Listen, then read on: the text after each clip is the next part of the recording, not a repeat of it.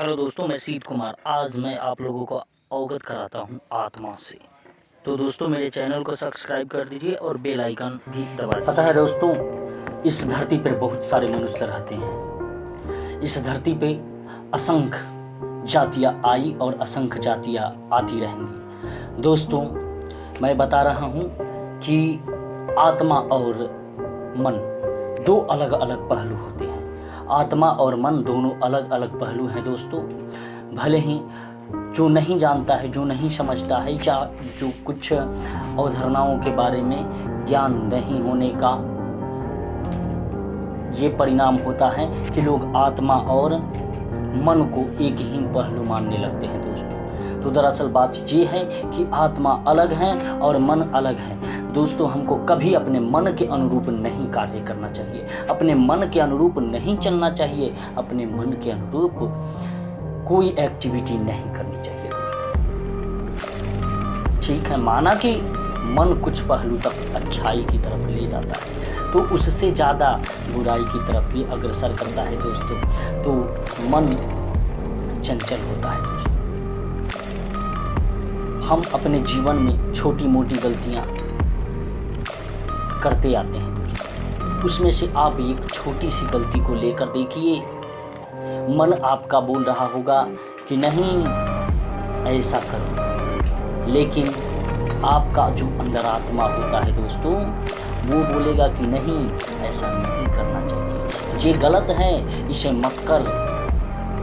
रामायण में जिस प्रकार हमने देखा कि रावण के 10 सिर निकलते हैं दोस्तों, उसमें से कई ऐसे होते हैं जो उसको कई क्रियाकलापों को करने से मना करते हैं कि भाई जो राम है वो साक्षात देवता है, उनसे युद्ध मत करो, वे परम परमेश्वर हैं। लेकिन उसमें कई ऐसे शीश निकलते हैं जो बोलते हैं कि नहीं, तुम जैसा कोई देवता नहीं है, तुम जैसा कोई बलवान नहीं है। तो दोस्तों, ये अंतरात्मा की बात है। ये मन और अंतरात्मा में भेद अंतर करता है, भेद को दिखाता है दोस्तों।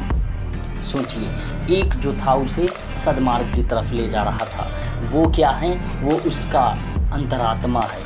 कभी आत्मा झूठ नहीं बोलता, कभी आत्मा किसी को गड्ढे में नहीं गिराता, कभी आत्मा किसी को गलत बात नहीं बताता दोस्तों। चाहे आपकी आत्मा या मेरी आत्मा, चाहे कितना भी क्रूर मनुष्य हो, उसकी आत्मा हमेशा सत्य बताता है, सही करने की तरफ प्रेरित करता है दोस्तों। कभी अपने से सोच कर देखिए, आप यदि कोई छोटी मोटी गलती किए होंगे तो उसको आत्मा स्वीकार नहीं कर रहा होगा। आप भले ही लाख झूठ बोलकर उसे दबाना चाहें, लेकिन आत्मा अपने आप में कहता होगा कि नहीं, ये तुमने ऐसा गलती किया है। चलिए दोस्तों, ठीक इसी प्रकार मैं ये कहना चाह रहा हूँ कि जिस प्रकार मैंने अभी बताया कि आत्मा और मन दोनों अलग अलग हैं।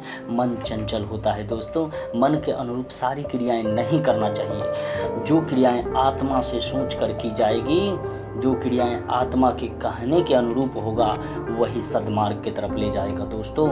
अतः मेरा कहना है कि आप मन के पीछे मत दौड़िए, आप आत्मा के पीछे रहिए, आत्मा के साथ जुड़िए, आत्मा का कहना कीजिए। आत्मा जो एक्सेप्ट कर रहा है, आत्मा जिसे स्वीकार रहा है, आत्मा जो कह रहा है कि ये अच्छा है, वो अच्छा है दोस्तों। क्योंकि आत्मा कभी झूठा बात बताता ही नहीं, और आत्मा परमात्मा का अंश है दोस्तों। तो आत्मा परमात्मा का अंश होने का तात्पर्य कि आत्मा कभी झूठा नहीं बोलेगा, क्योंकि परमात्मा कभी झूठा नहीं बोलते हैं।